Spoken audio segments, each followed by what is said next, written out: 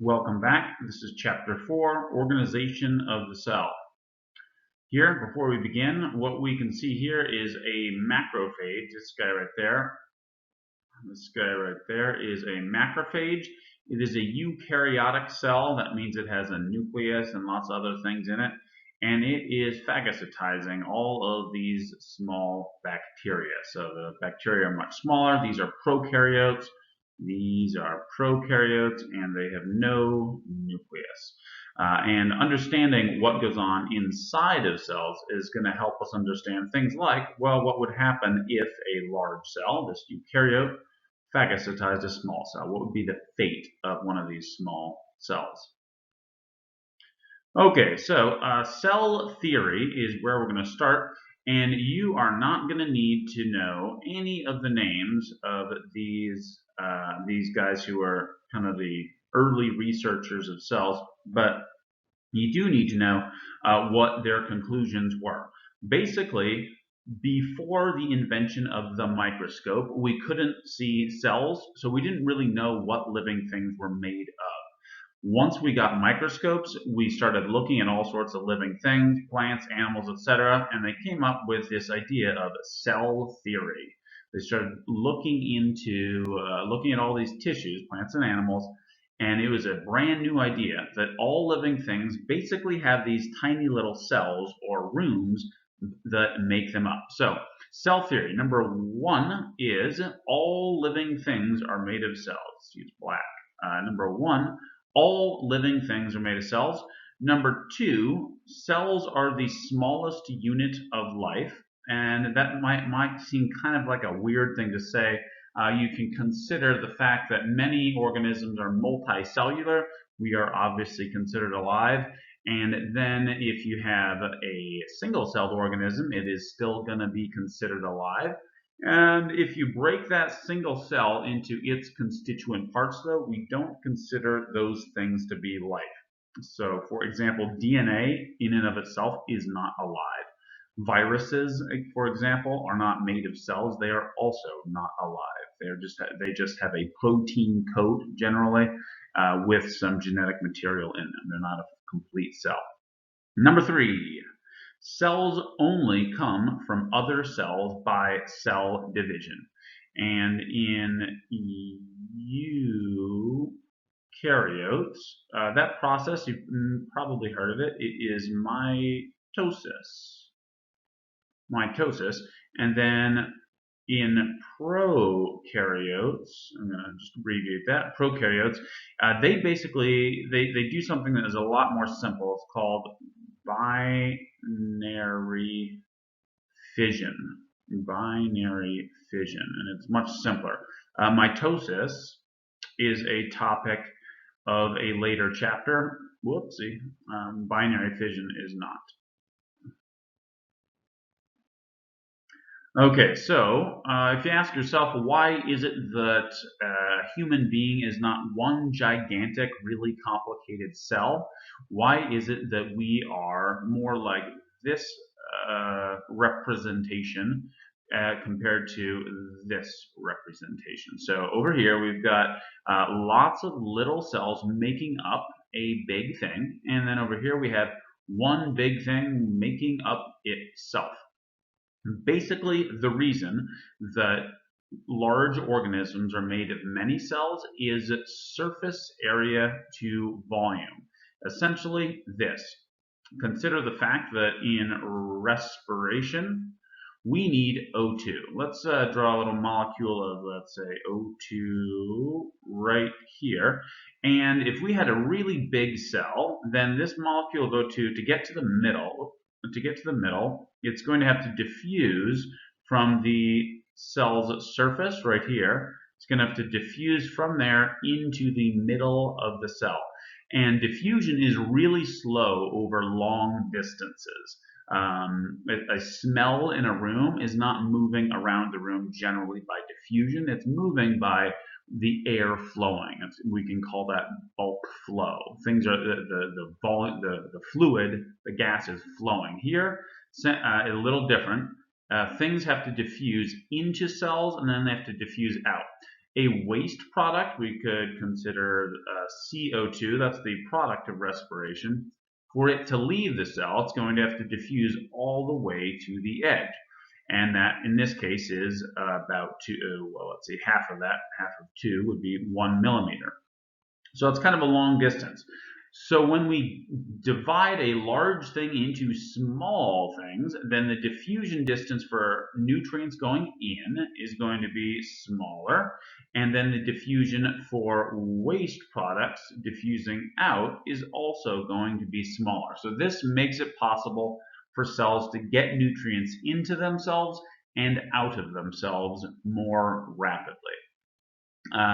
Doing a little bit of math here. So to look at the volume of this larger cube or cell, let's see, what was I talking about? The volume. To calculate the volume, we just go 2 times 2 times 2, and then there's just one of them. So 2 times 2 times 2, 2 times 2 is 4, then times 2 is 8. So this is the volume. That's the volume. And then looking at 1, 2, 3, 4, how many total? Let's see, 8 total of these little cells. We're going to again calculate the volume of each one. So 1 millimeter, we can see right here, times 1 millimeter times 1 millimeter, or sorry, that would be the back dimension. 1, 1, and 1. That's how you calculate volume. So 1 times 1 times 1 is, well, 1, but there's 8 of them. 1, 2, 3, 4, 5, 6, 7, 8. So again, we have the same volume.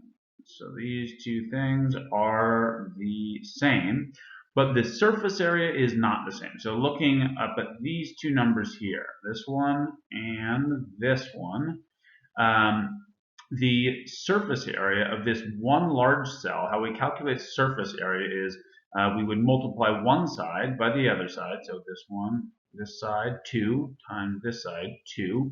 And that's going to give us 4. So 2 times 2 equals 4.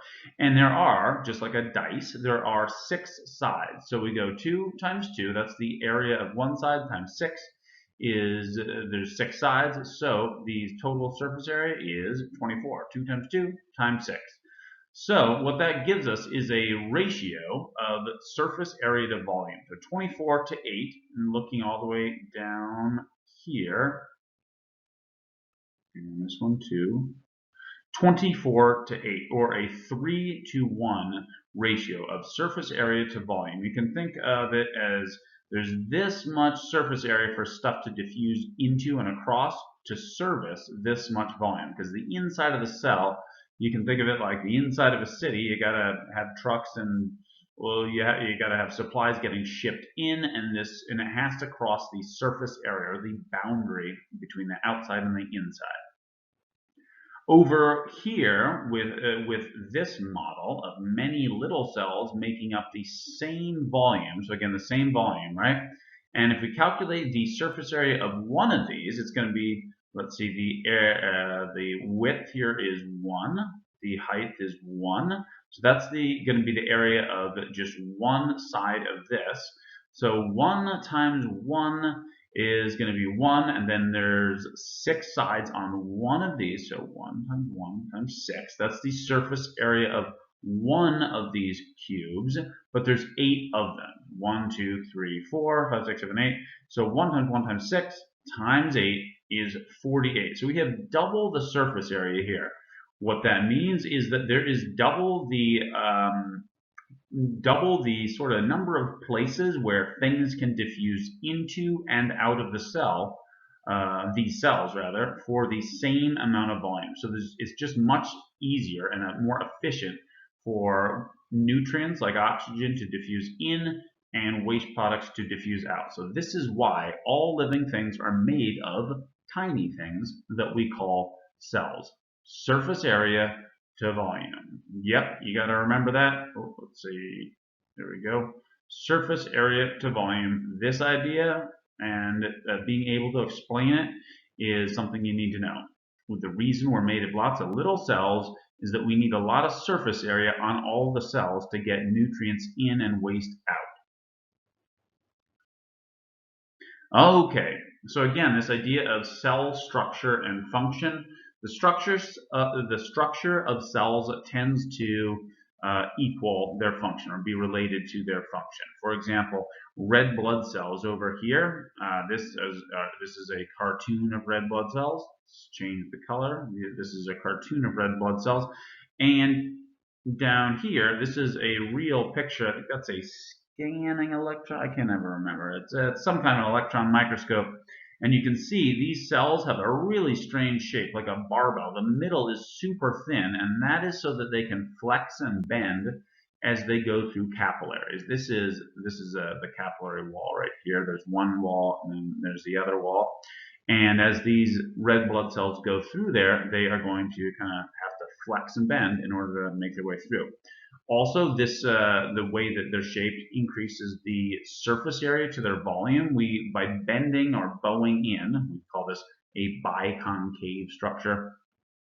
They reduce their volume and increase their surface area, and that's because red blood cells are very active in terms of absorbing oxygen and releasing CO2. So they're really structurally adapted for that. Over here, let's change color. How about a nice blue?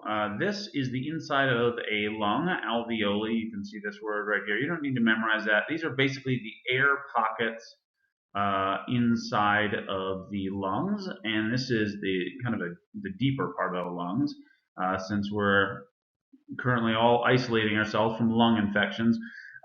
This is the surface area that is one of the cell types that can be infected by the coronavirus. Virus will land on the surface of the lungs, and it will insert itself into these cells lining the respiratory tract and replicate itself by getting inside of those cells.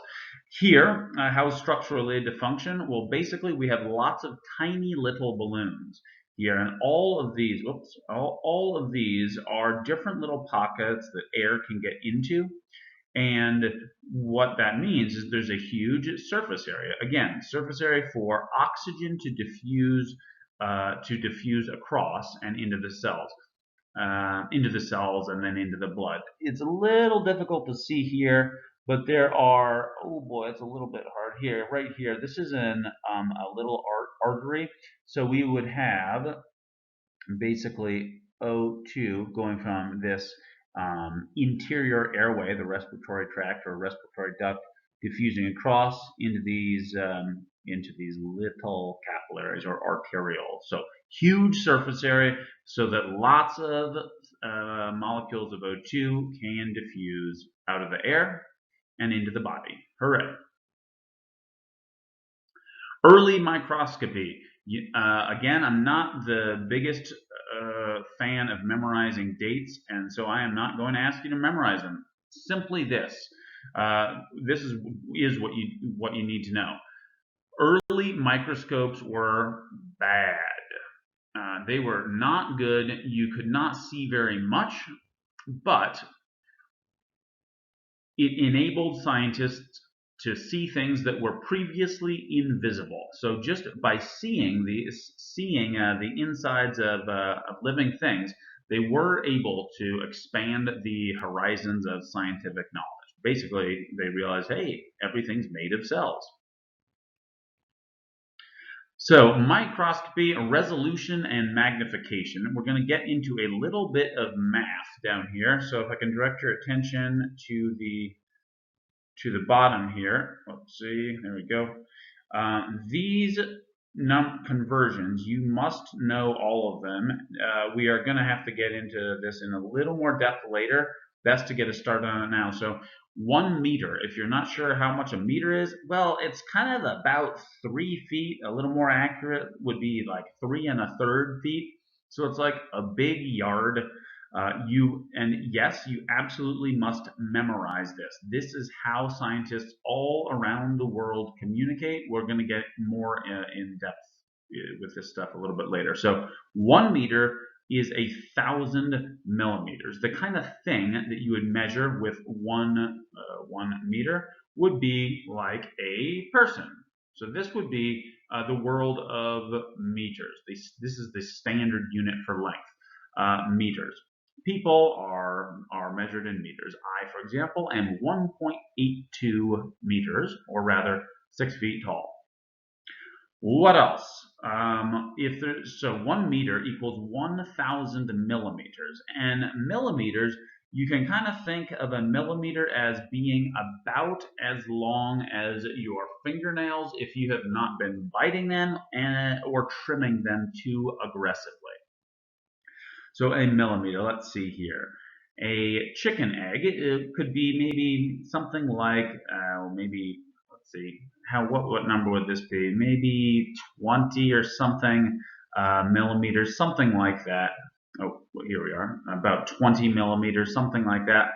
And when we get down to 1 millimeter, 1 millimeter is pretty small. If you remember going out and maybe collecting frog eggs in a lake when you were a kid, if you grew up in the country, frog egg would be about that big. The biggest human cell that can be seen with the naked eye, this is 100 micrometers. I'll tell you what that is in a moment, but basically 100 micrometers is a tenth of a millimeter, and that is a human egg cell. And if for some reason you found yourself in the strange position of holding a human egg cell in your hand, you would be able to see it with the naked eye. So what are these things? Micrometers. This is probably a new thing for all of you. And right down here, they show you how many micrometers are in a millimeter. So micrometers, there we are, micrometers. 1,000 micrometers, and if you can't see what's written there, that is basically looks like kind of a funny U. That means micro, and then micrometer, or micrometer. That's what's written right there. So micrometers, they are what is used for studying cells. So the big one in microscopy that you need to know, get the black out here, is the micrometers. Micrometers are used, they show cell size. For example, we have a nucleus here, and it is, we'll just say for easy math, it wouldn't be this big. I'm just going to say that it is 10 micrometers. So you would never measure the size of a nucleus in meters, for example, because it would be some really tiny, tiny number. How many? Let's see, if it was 10 micrometers, then I'm not going to do this math accurately right now, but if it's 10 micrometers, then you'd have to move, let's see, the decimal place, 1, 2, 3, 4, 5, 6 over, and that would be converting it into meters. So you would never say that the nucleus of a cell is 0.00001 meters. We would never say that. It is inconvenient, and scientists have developed standard ways of communicating size. So we use the word or the measurement or the unit micrometers, 10 micrometers. So what is in the world of micrometers? Let's see, epithelial cells, those are the ones the coronavirus can infect, among others. They're going to be somewhere between 10 and 100 micrometers, and it depends. All cells are different. Red blood cells are really small cells in the human body. Bacteria are somewhere between maybe 1 and 5 micrometers. Depends on the bacterium. Some of them are much bigger, much smaller. Chloroplasts, these are inside of plant cells. They're going to be really tiny, just a little bigger than 1 micrometer, about the same size as a bacterium. Viruses, now we enter into the world of nanometers. Nanometers are really small. When we get down to the world where we're using the word nanometer, we are basically talking about non-living things. Ribosomes, that's a part of a cell. Proteins, that's a molecule, a big one. Amino acids, that's a molecule. Atoms, those are obviously, well, not molecules, they're atoms. This is the world of chemistry, the nanometer world, the world of chemistry. And that's the last length unit that you need to know here. So 1 micrometer is 1,000 nanometers. Whew, lots of math here. So in summary, 1 meter is 1,000 millimeters. So we can consider 1 millimeter is 1,000th of a meter. Now, just conceptually, you can sort of, if you're not that familiar with what meters are, you can kind of consider them to be a yard. although they are bigger than a yard. And 1,000 millimeters, that means that these are like 1,000th of a meter or 1,000th of a yard, something like that. Micrometers, those we could say are a millionth of a meter, because 1,000 of them makes a millimeter and 1,000 millimeters makes a meter. Nanometers, that is 1 billionth of a meter. So these things are really, really tiny. All right, so down here, the human eye, we were able to see before microscopes ourselves. What a big shock. We were able to see chicken eggs and frog eggs, and once we started developing microscopes, we increased the amount of things that we could study with our eyes with the aid of a microscope also, right? So now what we were able to see were cells. We were able to see cells and all kinds of different things. The electron microscope developed, oh dear, when was it developed? As you know, I'm not a big fan of the history of when stuff was invented, but it is something like the 1920s they were starting to develop them. Not 1920s, 30s and 40s they were more developed then. So electron microscopes, we can now see really tiny things. We can see molecules. We can see viruses now with electron microscopes, and we'll get back to that, what those are a little later. So here we're going to talk about the microscope, or excuse me, the light microscope. And we're going to talk about the things that make them really useful and the things that make them not so useful. Okay, so number one, maximum magnification is about 2,000 times, and that is a limitation because they can't see things like a virus. Can't see them. Another thing is a lot of the tissues or things you'd want to look at in the microscope don't have a color to them. So generally we are going to use some type of chemical to stain things so that we can see them. Generally kills the subject. That is also a limit or a drawback to using a light microscope. You stain something, you kill it. If it is unstained, you can observe movement.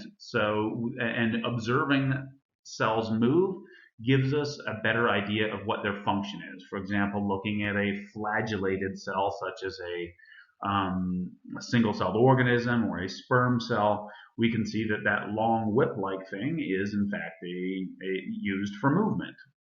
It's not an antenna that they use to watch TV. It's used for movement. Over here, you don't need to memorize the stains, but this is a basophil. It's a kind of white blood cell. Basophil, why is it called that? Well, because we used a basic stain, that means like high pH to stain it, and then we were able to see it. Neutrophil, well, the stain that we used to first see this one was a neutral pH. And then, let's see, what was it? Oh, no, there's another one. I think eosinophils, it was an eosin stain that was used to first identify these. So we have to use a lot of stains to see things in the microscopic world. Here, this is no stain. Don't need a stain to see this. These are plant cells. What I'm tracing now would be the cell membrane, and then right outside, so this space between the two cells, the cell wall is just sort of visibly present. And between them, that's called the apoplast. These fellows right here, you probably know, they're chlorophylls. They are chloroplasts, and we can see them with no stain because they contain chlorophyll, which is green.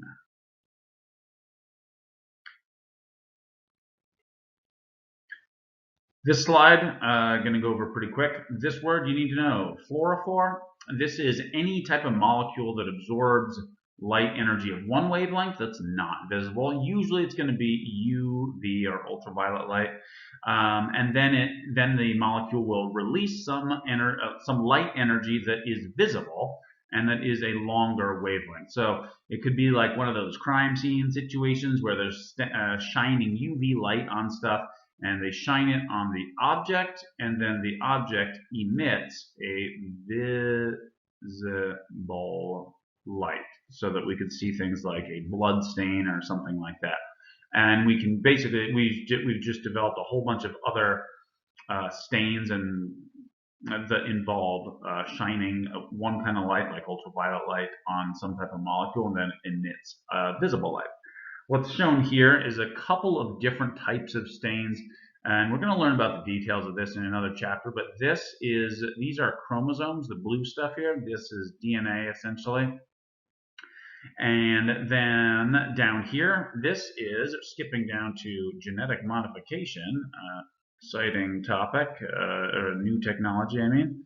This is called GFP, or green fluorescent protein. And this mouse has had a gene from, I think it was a jellyfish, or I'm pretty sure it was a jellyfish, that produces a green glow when exposed to UV light. So basically what we can determine here is that every cell in the mouse that has received this new gene will glow green when you shine ultraviolet light on the mouse. It's a genetic technology, basically, where we can, say, attach this gene to another gene, such as, well, any gene that we want. Maybe it's a gene that we're interested in studying human disease, and we attach these two genes together, we insert them into the mouse, and then a way that we can check if the gene has been successfully introduced to the mouse's tissues is we shine ultraviolet light on it. And then if it glows green, then clearly that mouse has had some genetic modification done to it. Antibodies, this is mentioned in the book, so I'm going to mention it as well. Antibodies are what animals use to fight pathogens and some poisons. They are, one, very specific, so they bind to extremely specific molecules. That's why you generally are only going to get something like chickenpox once. After you get it, you have the antibodies for it, and they will. And if you are re-exposed to chickenpox, then your pre-existing antibodies will destroy it right away. We have adopted these molecules for use as a technology, and basically we can engineer them to be fluorescent, and so we can if we have some fluid or tissue that we're interested in, and we know that we have an antibody that is specific to a molecule of interest, we can mix that antibody with the sample, and if it stains, then we know that our molecule of interest is present. So they're specific, they will fluoresce under ultraviolet light, and because of that, we can test for specific molecules. All right, I'm skipping that last slide.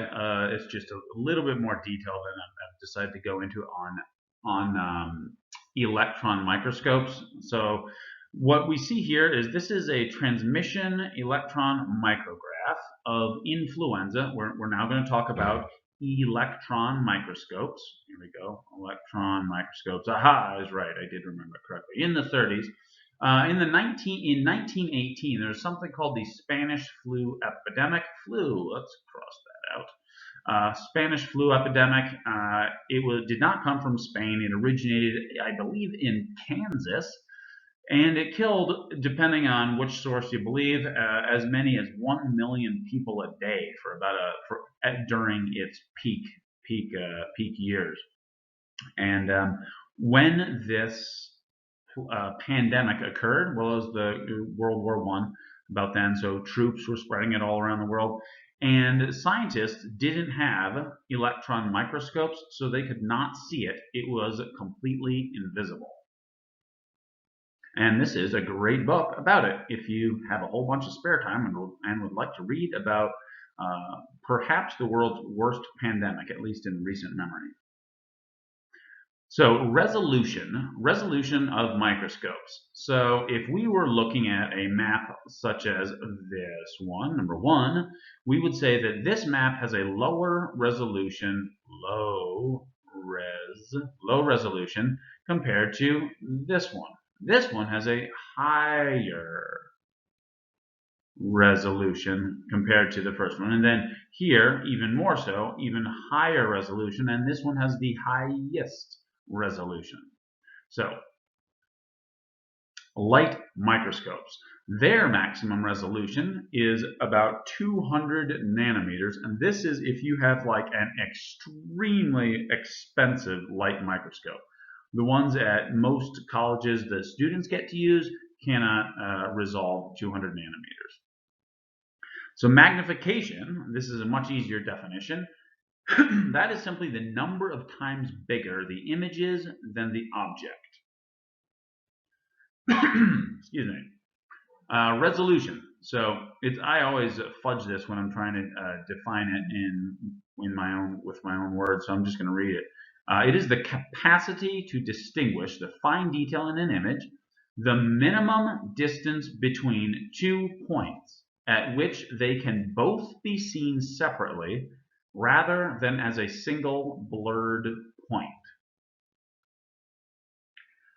Okay, you can see down here that this object, our ability to see it is limited by magnification. So if I magnified it some more, so this is greater magnification, we can see more detail.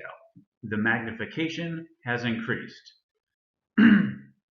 Here the magnification has increased even more, greater magnification, but here we can begin to see that it is somewhat fuzzy. So the resolution now is limiting our ability to see clearly what is going on here. Now if I magnify this image even more, so that's it, magnified even more and more, now we can really see that the resolution is a problem here. There are lots of structures right here where things are happening and we cannot see them because the resolution is limiting us. Then if I magnified it even more, now this is just ridiculous. There's no point in magnifying it because the resolution is not good enough.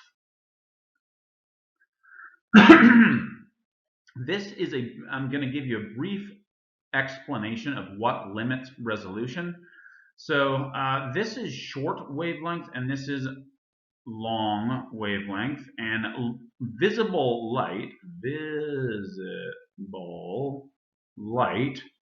has a longer wavelength than some light that is not visible, such as we could say UV.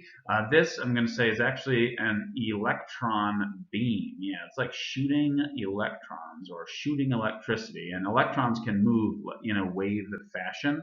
They'll move up and down, up and down, up and down. That's their wavelength, and it's basically short. So why is it that when we use an electron microscope, we can see really small things, and then when we use a longer wavelength, like a light microscope, we can't see? Well, it's this simple. The longer wavelengths, to see something, the target you're wanting to see must interfere or interact with a light wave. It must absorb it and then re-emit it, or it must block it in some way. Otherwise, the light doesn't interact with it in any way. So we have no way of measuring what it is we're seeing. We have no way of generating a picture.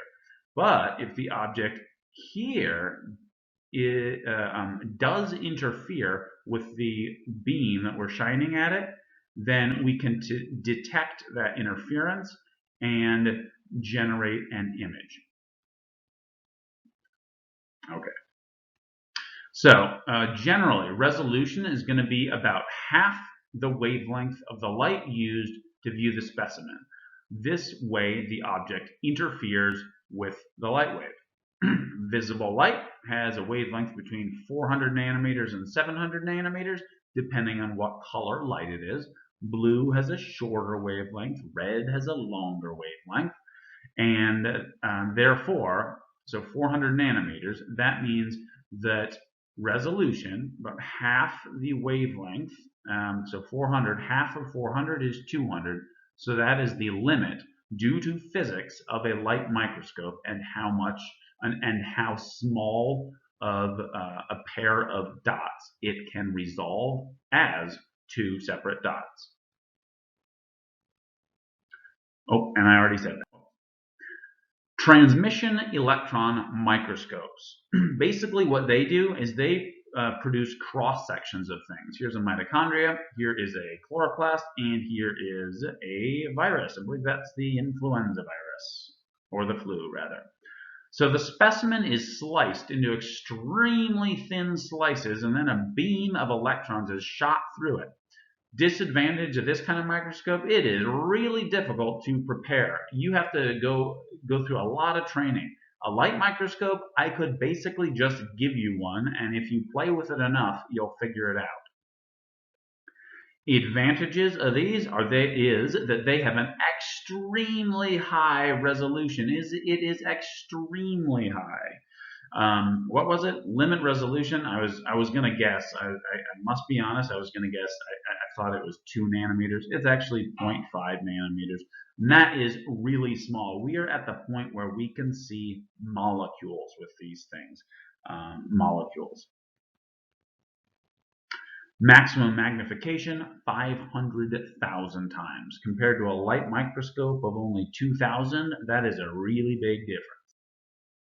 Scanning electron. So the last one we looked at was a TEM, transmission electron microscope. This is a scanning electron microscope, and what they do is they shoot a beam of electrons at the target. This is an ant's head here, and then the electrons bounce off of it and they land on a material that produces an image. The benefit is obviously really cool pictures of 3D images. This is a real picture of a real ant. Pretty neat. The electron beam used to scan the surfaces of structures, and then we use the reflected electrons to make a image. Problem: you gotta coat the specimen in gold, and down here, if you've ever tried coating sperm in gold, well then you'll know what I mean when I say it's kind of difficult, and it's also kind of expensive. You need gold, and well, you need gold. Gold's expensive. Same thing with coating an ant's head in gold. It's expensive. Advantage is that surface structures can be seen. It is a three-dimensional appearance, and there's an awesome depth of field, like in the ant's head here. Really cool. And then these are sperm cells trying to get into an egg, and they seem to be having a hard time. Disadvantage: they do not have as good a resolution as transmission electron microscope. So here, this is a whole cell, right? This is an ant. You could see the ant with your own eye. This is just a really detailed image because the resolution is so awesome. But it's not as good a magnification as transmission electron microscopes. Their maximum resolving power is 3 to 20. These numbers, 3 to 20, and versus the 0.5 nanometers of this is a 0.5 nanometers, that's the resolving power of a transmission electron microscope. All I want you to know is that the scanning electron, sorry, let me start with these guys. Transmission electron microscopes, they have the best resolution. Scanning electron microscopes down here, they also have a really good resolution, but it is not as good. And then there's light microscopes that are not even close to as good. So just 100,000 times magnification. You don't need to memorize those numbers. Kind of like a ranking would be good enough. So summary, in terms of resolution and magnification, light microscopes are the worst, and transmission electron microscopes are the best. But here you can see a 3D image, which is really cool. The light microscope's benefit is you can see things that are living, whereas electron microscopes, the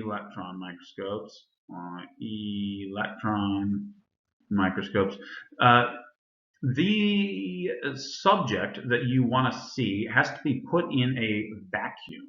A vacuum, like in space. A vacuum. How do you spell that? Is there 2 C's or 2 U's? It's something really weird. By the way, on that note, if you misspell something on a test, I will not dock you points for misspelling these, especially these big biology words, as long as you don't misspell it so much that I don't know what you're talking about. That's good news. Okay, so anyway, electron microscopes, you have to generate a vacuum like space, so that kills everything that is seen. So you can't see anything moving because it's dead. They're also really expensive, and they take a lot of training to use. So those are some downsides. These, pretty much every biology student uses them at some point in their academic experiences. Okay, so next topic is the two general categories of cells: prokaryotes versus eukaryotes. Overview is eukaryotes have a lot of things in them, and prokaryotes have not as many things. Pro, that means that's a root word, means before. You, that's a root word that means true. That's kind of weird. Kar, that means nut in Latin. True nut, and that's because the first time they looked at these under the microscope, they saw the nucleus and they said, "Truly, there is a nut in this cell." Well, I don't think they said that, but anyway, they came up with this word, true nut. That's what these cells are. This is a plant cell, and this is an animal cell down here. Okay, so no nucleus. Yes, has a nucleus. Prokaryotic cells. They are characterized by having no nucleus. They have DNA in an unbound region. Unbound, that means not inside a nucleus. It's called the nucleoid region. Where is that over here? Right here. This is the nucleoid region.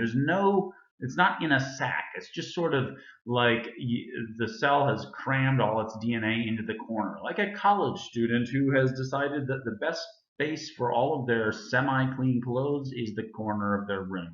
That's what these cells do. The DNA that they're not actively using, they just sort of pack it away and make it into a more denser space. And here's our easier to see cartoon version.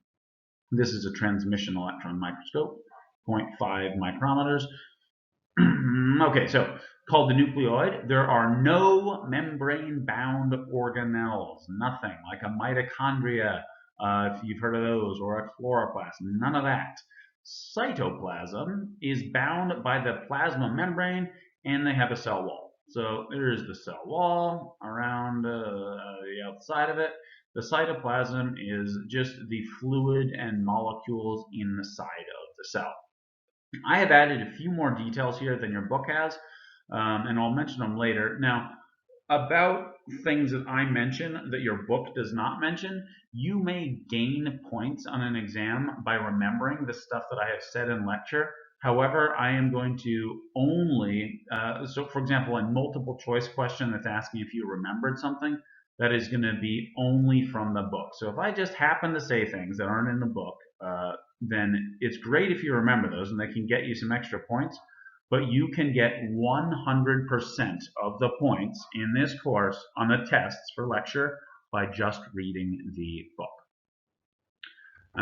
Okay, what else? Finally, prokaryotes also will have, sometimes, they don't always, they can have flagella. That's for locomotion.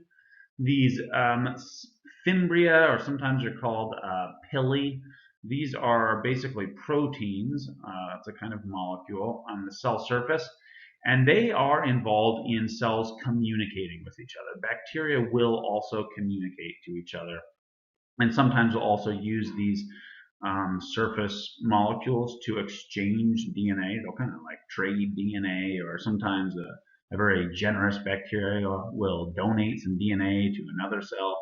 That's as close as they come to doing sex or the exchange of genetic material to produce offspring. It's called conjugation.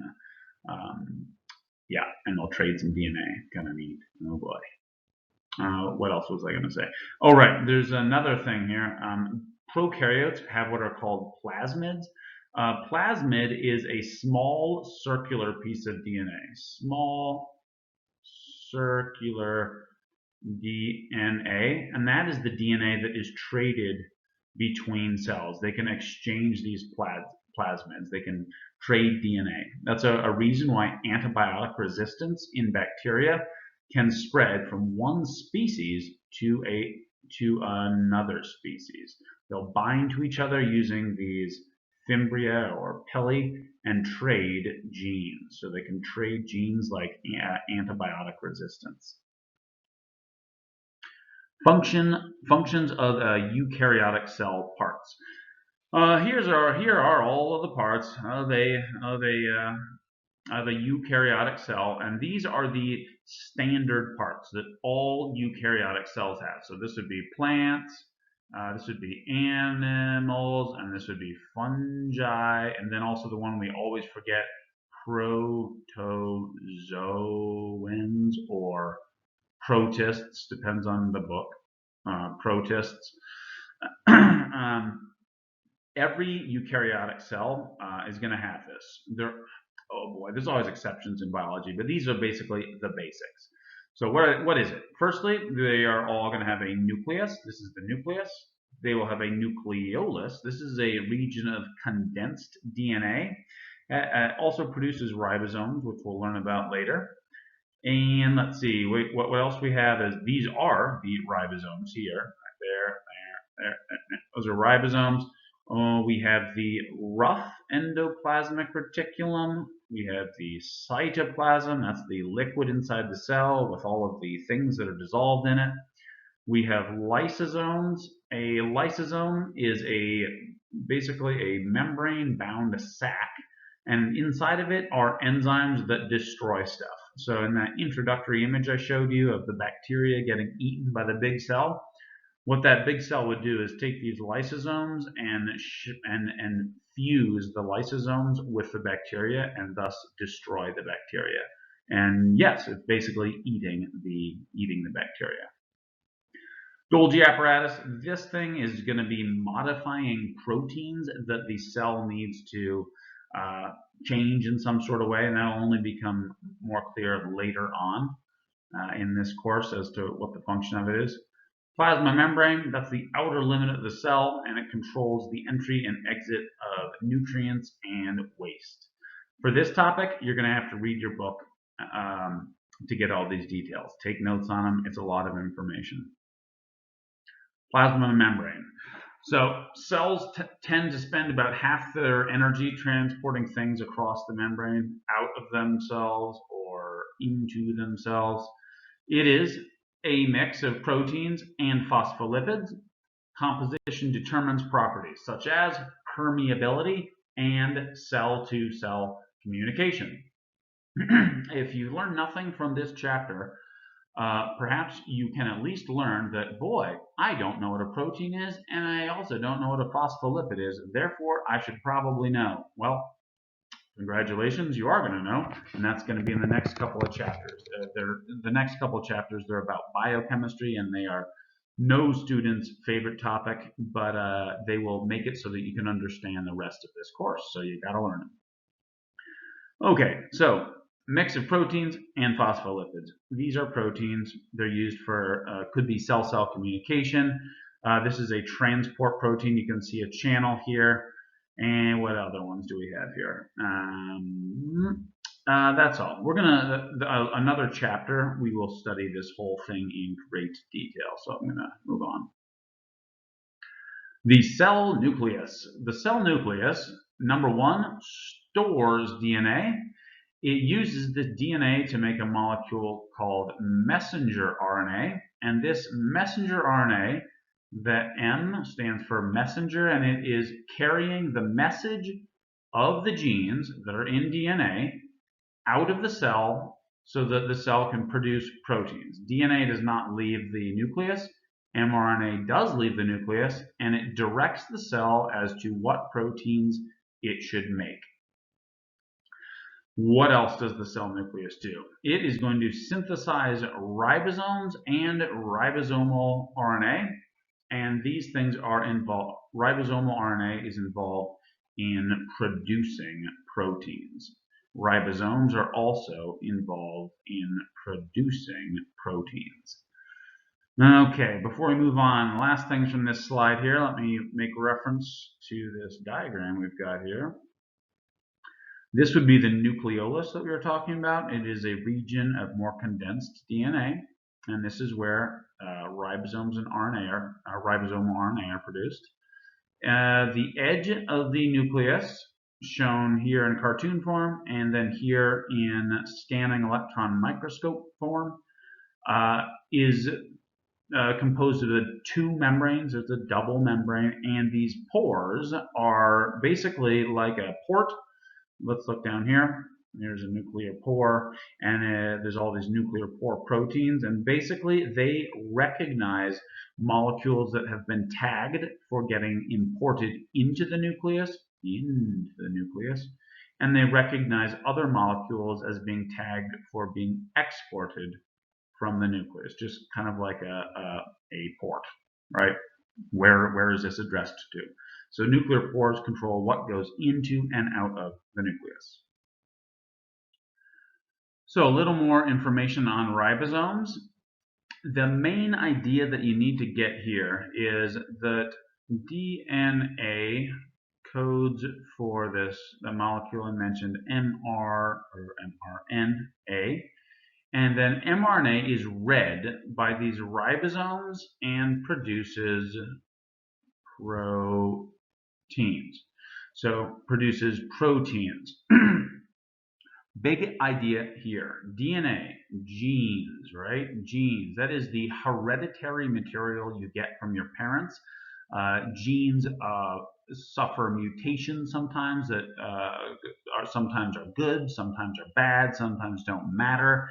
And as organisms, this is what makes up the structures in us, whether or not it's the enzymes in our stomach and intestines, the hormones in our blood, other signaling molecules or structural elements such as, are we a five-fingered organism or are we a organism that has talons instead? DNA codes for mRNA, which produces proteins. Okay, so what we can see going on right here is, and this again, really annoying. This is a topic of another chapter, but they want you to know some of it now because they want to introduce you to biology. What this molecule is right here, this is the mRNA, and it is being read by this big structure here, which is the ribosome. This is the ribosome. And it is moving along this strand of messenger RNA, and this big balloon-shaped thing, it's moving along it, it's reading it, and it is producing what's going to be a protein. These are amino acids. They'll be joined together to form a protein, such as, I don't know, keratin perhaps, that will form a structure like your hair or your fingernails. Or if you're a rhinoceros, it would form your big horn. Okay, so ribosomes produce proteins which function as basically everything that the cell does. Enzymes are involved in metabolism. Hormones are involved in causing widespread effects on the body's tissues. Signaling molecules are used in cell-to-cell communication, such as communicating that there's maybe an infection in the area or communicating that there's damage to an area. All those things. Okay, endoplasmic reticulum. And let me pause for a moment here and just remind you that some of the themes of biology we talked about, one of them was biological systems interact.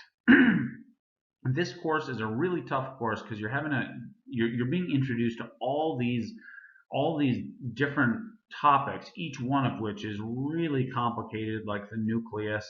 And the nucleus interacts with all these other things, and the reason that this chapter is so general is that it wants to give you a basic overview of everything, because in biology, every time you study anything, such as if you're studying the human anatomy and physiology, you're still going to be studying cells. You still need to know what DNA is, and you need to know all these other details about the cell. So biological systems interact. You're getting a foundation here. I know it's a little boring and long, but that's just how the first chapter or two is in biology. So the endoplasmic reticulum, or generally we can call it the RER. You can call it that on a test if you want. And then there's the smooth ER. So let's look at this one first. This is the nucleus, and we can see that surrounding it is this sort of like sac-like structure, or maybe it's like a whole bunch of, oh, well, you can describe it however you want, but there's an interior. This would be the interior, and then there's two membranes around it. What you need to know is that the rough ER has ribosomes on it, and that's so that the mRNA produced in the nucleus can, when it leaves, it'll leave, and the rough ER is right here, and these ribosomes are going to read the messenger RNA. Here's all the ribosomes. Here's all the ribosomes on the surface of the rough ER, and it will read the messenger RNA and produce proteins inside of itself. So this is the inside of the rough ER here. These are called cisterna, these big sacs. And the rough ER produces proteins inside of itself, and then it will ship them to somewhere else. The smooth ER, you can see the smooth ER here, or the SER, smooth ER. The smooth ER is called that because it doesn't have ribosomes, so it looks a little smoother. And the smooth ER is largely just involved in detoxifying the cell's cytosol or cytoplasm. It gets rid of poisonous compounds. So again, structure equals function. This is a plasma B cell, transmission electron microscope right here, and it produces antibodies. Antibodies are a kind of protein. And so what do you know? There is a huge amount of rough ER. The entire cell is basically filled with rough ER that is getting used to produce antibodies. So this cell, its internal space, huge amount of rough ER to make all those proteins. A liver cell, transmission electron microscope, remember that's the highest power microscope we've got, 0.5 nanometers is the resolution. And here, it's a little harder to see. These are the smooth, the cisterna of the smooth ER. And this cell, it's a liver cell, and it's involved in detoxification of things like alcohol or other drugs. And it is also involved in lipid and fat and cholesterol synthesis and metabolism. If you ever heard of like high cholesterol and low cholesterol being genetic, the liver plays a role in that. It is very complicated though. But what a surprise, liver cells have a lot of smooth ER. That's because they detoxify the blood.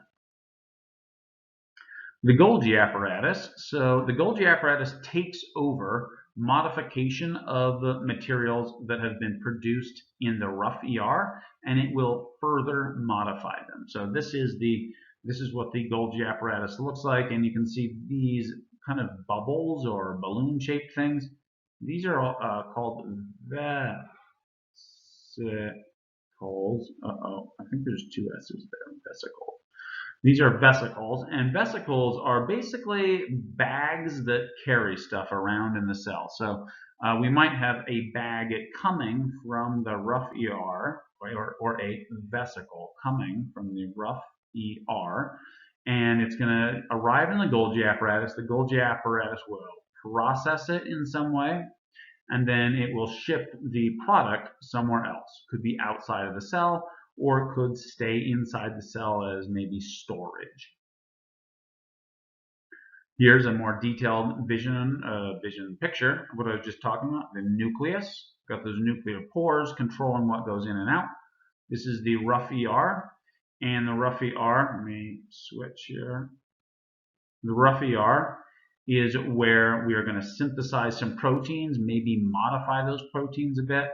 Then we ship the modified proteins to the to the Golgi apparatus. The Golgi apparatus may modify those proteins further, could add on a sugar group to the product, and then it will do something like maybe ship it outside of the cell. Now, what would be getting shipped outside of a cell? Well, maybe a hormone like insulin could be getting shipped out of the cell. The gene for insulin is held in the nucleus. It is made into that messenger RNA molecule that will be used to produce the protein insulin in the rough ER. Then it's modified in the Golgi and then shipped out of the cell using these things that I have called vesicles. Oh, and you can ignore this. Sorry, that was last year. We had a snow day, so we canceled the rest of it.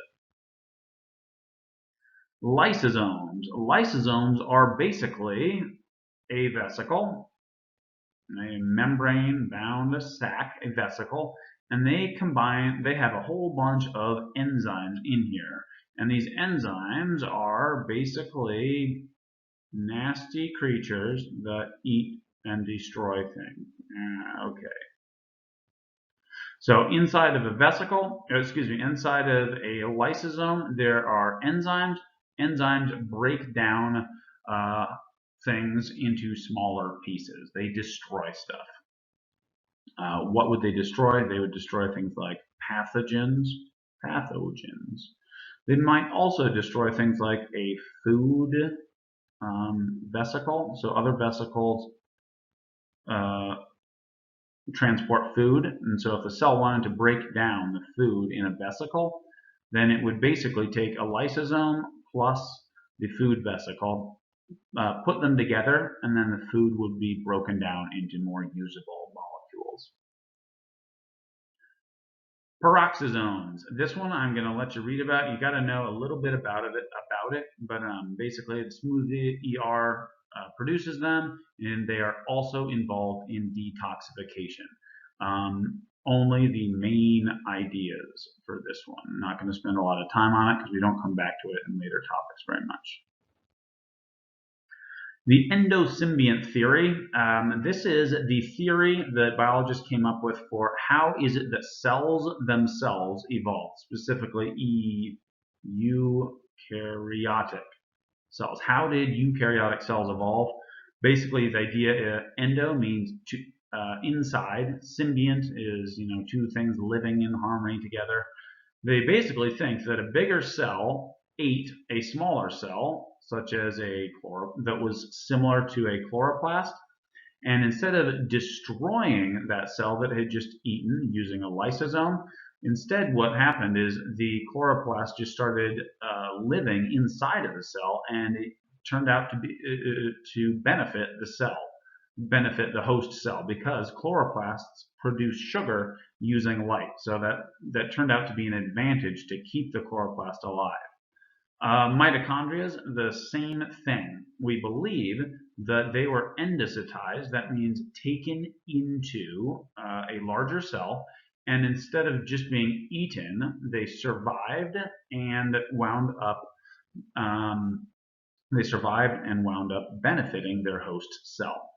Further evidence of this is that both mitochondria and chloroplasts, they divide just like a bacteria by binary fission. And they also have plasmids, which is that circular piece of DNA I mentioned. They have plasmid DNA, that's bacterial DNA. And if you want, this is about maybe 1 minute animation describing this in greater detail. And you can open up this link by either right-clicking on it and then going down to Open Hyperlink, or if you have this PPT in presentation mode, you can that means when it's taking up your whole screen and all you can see on your computer is this. If you're looking at this in presentation mode, you can just click on it. But it might be easier to just right-click and go to Open Hyperlink. I suggest that you do that. Here's just a couple of pictures. Scanning electron micrograph. This would be a chloroplast. These are the membranes that absorb light. They're called grana or thylakoids. And that's another chloroplast, isn't it? No, that's all we need to know for that slide. Mitochondria versus chloroplasts. Mitochondria and chloroplasts. So basically, they're about the same size. Chloroplast is a little bit bigger. They have some interesting similarities, which is basically that they both do the opposite reaction. So, with mitochondria, they are involved in aerobic respiration, which is C6H12O6. That means this is the molecule called glucose. Glucose. And this means there's 6 carbon atoms, 12 hydrogen atoms, and 6 oxygen atoms. A little bit of chemistry for you there. Plus O2. That means this is a molecule that is composed of 2 oxygen atoms. And respiration, aerobic respiration, takes glucose plus oxygen, and it makes, what does it make again? Let's see, CO2 plus H2O. And this is not a balanced chemical equation. If we wanted to balance it, we'll just notice that there's only 1 carbon atom here. There's 6 here. So where did the other 5 go? Well, they didn't go anywhere. There's actually 6 carbon dioxides here. So then we can see 6 times, if each molecule of carbon dioxide has 2 oxygens, then we'd say there's 12 oxygens here. So then we'd have to go back to here and look at, oh, you know what? I'm not going to get into this because you don't need to know. Anyway, this is the formula for respiration. Yay! What you do need to know is this. Carbon dioxide and H2O are both used in photosynthesis. And what do you get when you take CO2 and H2O? Well, you just go back to what you started with in respiration. So photosynthesis and respiration are the exact opposites, as follows. Let's see here. Oh boy, let's see. So this arrow to the right, that was respiration. Glucose plus oxygen makes CO2 and H2O.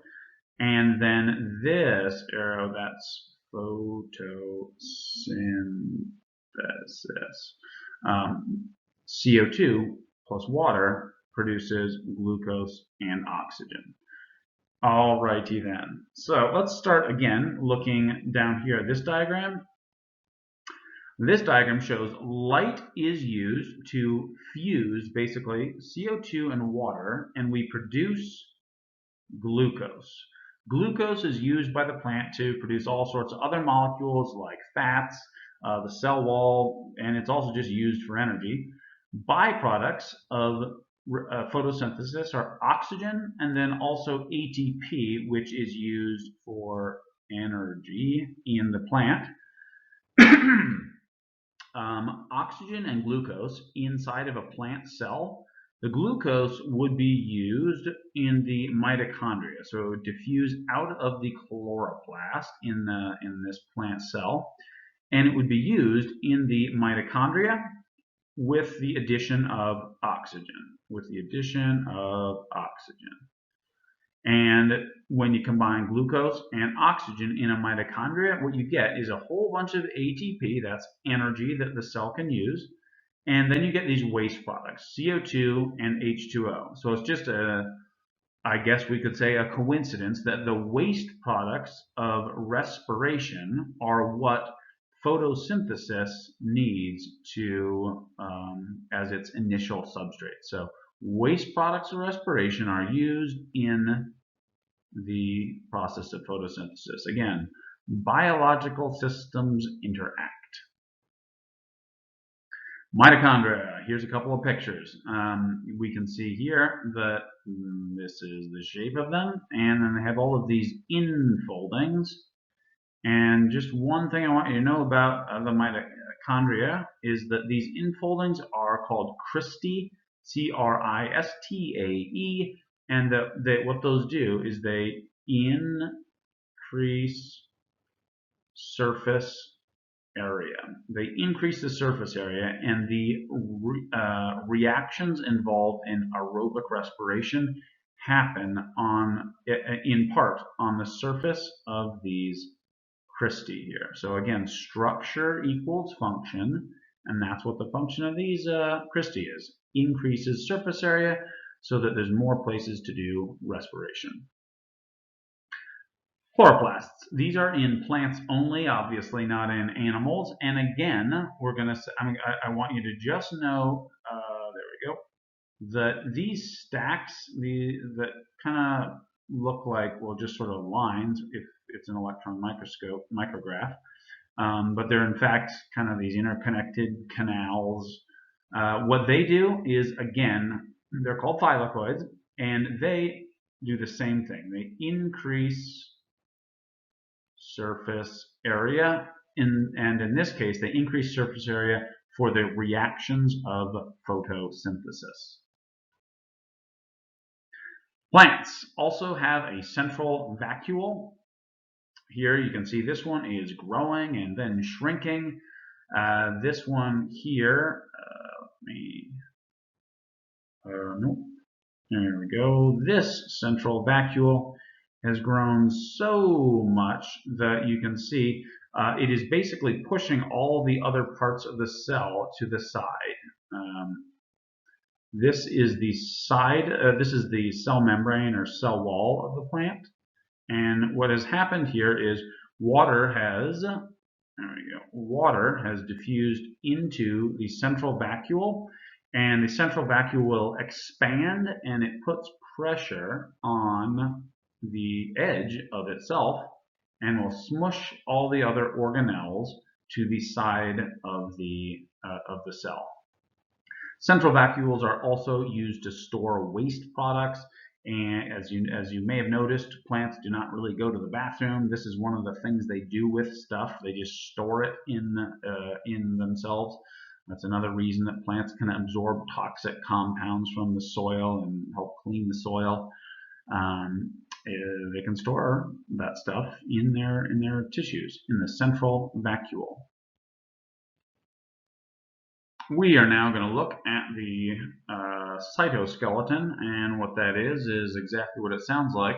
It provides structure for the cell, also helps cells move, and they're also involved in cell division and a whole bunch of other things, actually, but those are the main ideas. We're going to look at three different types. Microtubules are the most important because we're going to come back to them. Intermediate filaments, and then also microfilaments. So microtubules are the most important ones.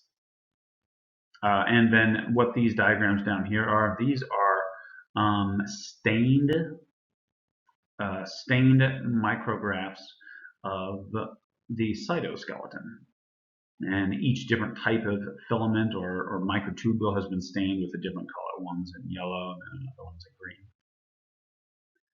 Microtubules, you've got to, oh dear, where am I? Okay. Microtubules, you got to know a fair amount about these. They are composed of an alpha and beta, there's where I'm pointing at, an alpha and beta tubulin subunit. And if we follow the pointer down here, these two guys, let's use black, these two guys, that one and that one. These are monomers, and mono means one, and they can combine to form a dimer. Di means two. You probably knew that. And these dimers will self-polymerize. The dimers, they will form these huge microtubules by polymerizing.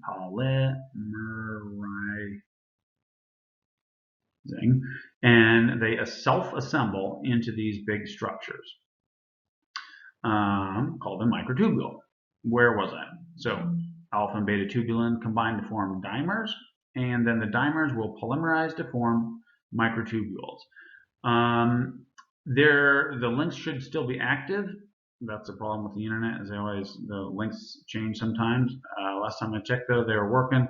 And I would right click on both of these pictures, and it'll take you to a YouTube page where you can see microtubules polymerizing to form these big long tubes. And this one as well. This one is actually going to be showing you, this is the microtubule here, and along the microtubule, a big vesicle is getting towed along it. So movement. These are both animations. They were made by Harvard University. Down here, this is an animation of real-life microtubules first polymerizing or growing, and then they can also spontaneously fall apart. So they'll just break apart back into their dimer constituent. So you can right click on this picture and follow that one as well. Centrosomes. This is another one we're going to come back to because it's involved in cell division. So the centrosome, this is actually a structure we're not super familiar with. Your book says we know everything about it, but we don't really know that much about it. It's a region containing 2 centrioles. These things, we know what they are. This whole thing, the thing in the middle, and then all these things around it, that is 1 centriole. And the centrosome has 2 of them. 1 centriole, 2 centrioles. They are next to the nucleus, and they act as the microtubule organizing center.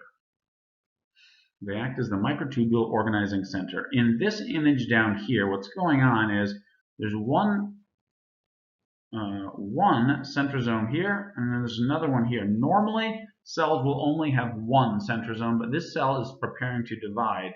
And so it's replicated its 1 centrosome, and now it has 2, and it's using each one to organize microtubules to pull the DNA. Half of the DNA is going to get pulled to one side, and then half the DNA is going to get pulled to the other side, and that's what the centrosomes are involved in doing right here. So a little bit more details on them. Yep, you got to know them. So centrosome, there we go, is composed of 2 centrioles. They're oriented 90 degrees to each other. 1 centriole is made of 9 groups of 3 microtubules.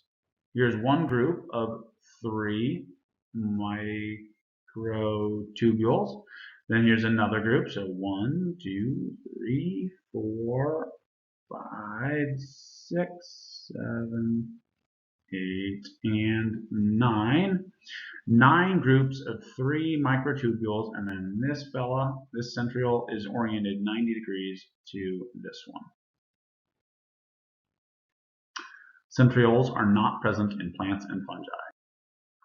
And here we're going to take a look at the sexually transmitted disease herpes and the role of microtubules in it. So herpes is sexually transmitted. Here, this would be a sensory neuron that is involved in one of the reproductive glands, and basically it provides information to the person as to what's going on with that reproductive part. We can feel things down there. So microtubules, what they do is they're directional. So this one has a transport protein called kinesin, and it is going to drag molecules only in this direction to the end of the sensory neuron, and it's basically just dragging whatever molecules are necessary to be used down at the end, and that's kinesin. And it moves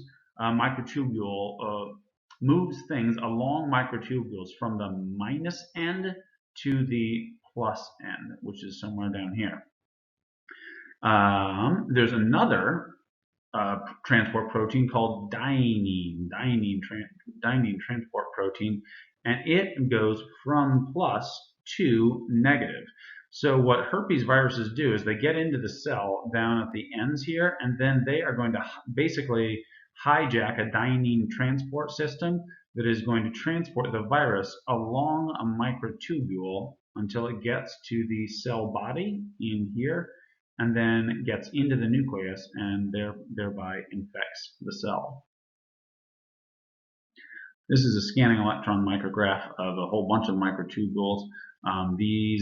This is a centromere, and remember there's 9 groups of 3. So 1, 2, 3, 4, 5, 6, 7, 8, 9, and each one, this is one microtubule, this is another microtubule, and then this is another microtubule.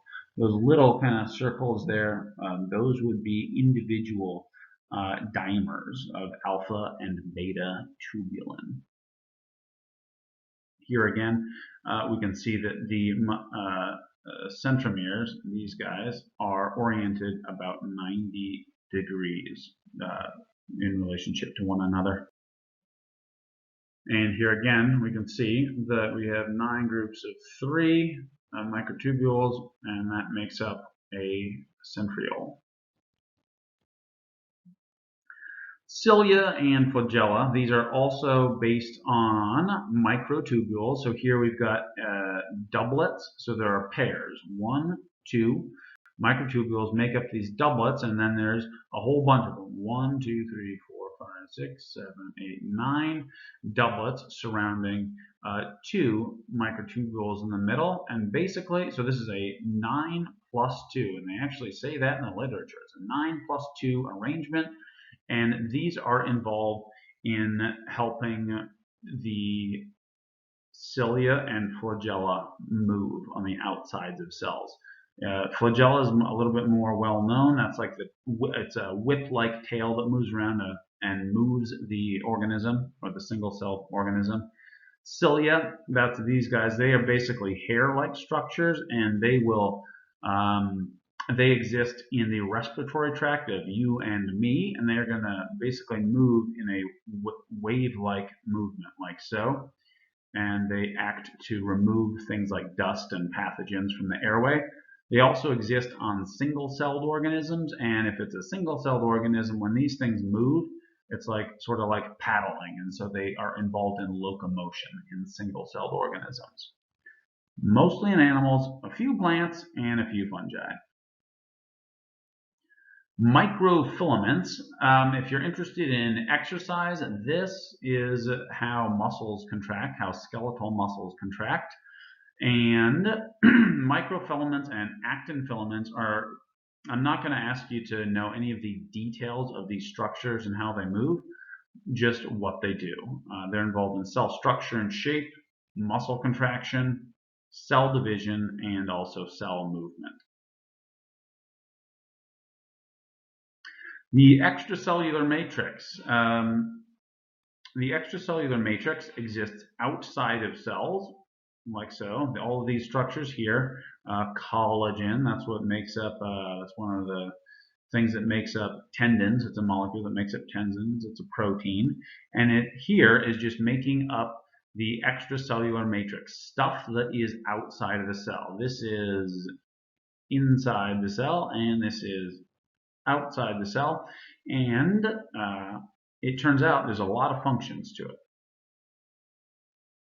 And here is a short video clip of ground up extracellular matrix being used to help regrow a severed finger. You might want to turn down the volume or maybe turn it up, but it starts off with some kind of annoying loud music.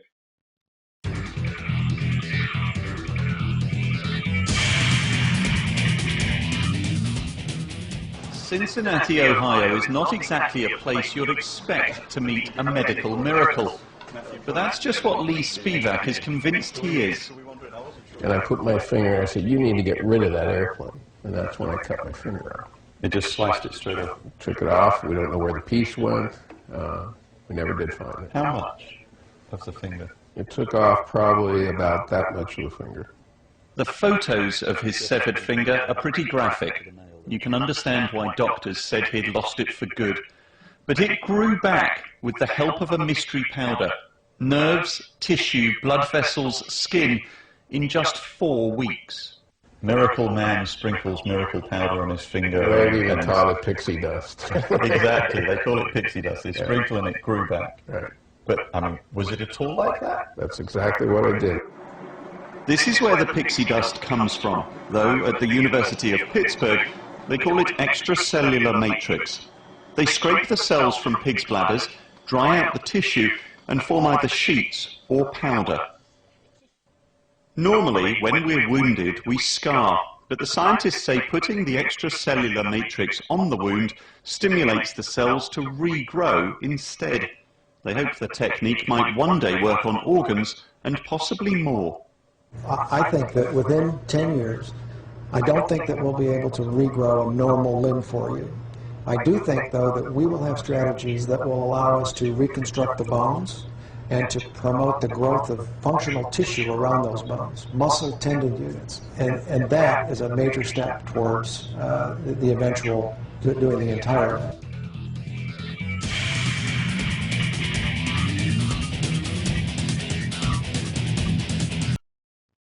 Okay, so a use of extracellular matrix.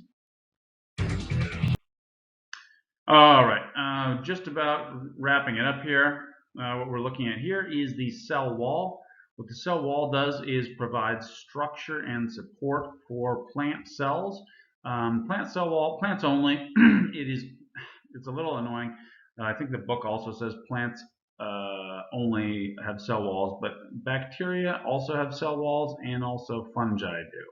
So really, we should say not in animals, not animals, not in animals. The cell wall is completely permeable. That is, anything can diffuse through it. Any large molecule, small molecules, anything can diffuse through the cell wall.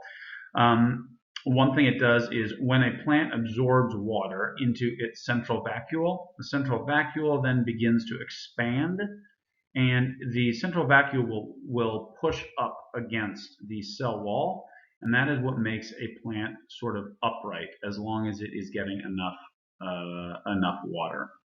So the cell wall prevents the cell from bursting if too much water is absorbed into it. This is another animation I definitely recommend that you take a look at. It's a brief tour of the inside of a white blood cell. Talks about the nucleus, DNA, nucleolus, ribosomes, rough ER, Golgi apparatus. This is a vesicle here. This is, I believe this one is dynein pulling a vesicle along a microtubule. So check out that link. Almost there. Cell fractionation, you need to know what this procedure is. It is a way for scientists to identify what is in things. And basically, one of these things, this is a centrifuge rotor. You don't need to memorize that, but these things spin around in circles really, really fast. So these test tubes that were kind of hanging here, you start this upper part rotating, and then the test tubes go up high like this due to centrifugal force, spin them really, really, really, really fast, and the heaviest things or the most dense things sink to the bottom. So by doing that, we can also determine what things are the largest, such as here we have taken just all of the cells, we've disrupted the cell membrane so that all the stuff inside can kind of float freely. We centrifuge it, and the biggest things fall to the bottom. Nucleus is in the pellet. Then we can take the top part here and then put that into another test tube, centrifuge it again, and then these biggest things will fall to the bottom. And it turns out in this cell, must be a plant cell because there's chloroplasts in it, the mitochondria and chloroplasts sink to the bottom. Then we take out the top of this, called the supernatant, and put it in another test tube, centrifuging that. Now what we get is the ER, the Golgi. ER means the endoplasmic reticulum, could be the rough ER or the smooth ER, and then the plasma membrane. Basically, all these things are just a whole bunch of membranes. Okay, and then basically this would be the same thing. You can continue to centrifuge things and so forth and so forth. Okay, this is a brief review. A few notes on this. Yes, this chapter is hard, and it is hard because it is general. Most of these things are covered in an entire chapter later. Yes, I know it's difficult, but you've got to put in the work. We will come back to it, and the good news is this. I think that these first two chapters are the most boring of the entire course, so it should hopefully get better from here on out. Good luck to you. Take very seriously all the reading that has been assigned. It's going to take a while. Remember, if we were in class, you'd have two 80-minute lectures and then nearly a 3-hour long lecture lab. So that's a lot of time spent in class. In addition to that, you'd have that about 12 hours or so of outside studying. So each lecture, 80 minutes times 2. We got a lab that's about 3 hours times 1, then plus 12 hours in independent study. So this is a lot of time that you need to spend studying this material. However, check the Blackboard announcements and due dates on these assignments. I'm giving you, since this is our first week and it's all online, it's all a little bit new to us, to me as well, I'm giving you into next week to get the lecture component done. So doing all of the reading that is associated with this chapter, you're going to have into next week. So pay attention to those due dates. Make a note of them somewhere on your phone or on a good old pen and paper. Be organized, read everything on Blackboard, and you'll do fine.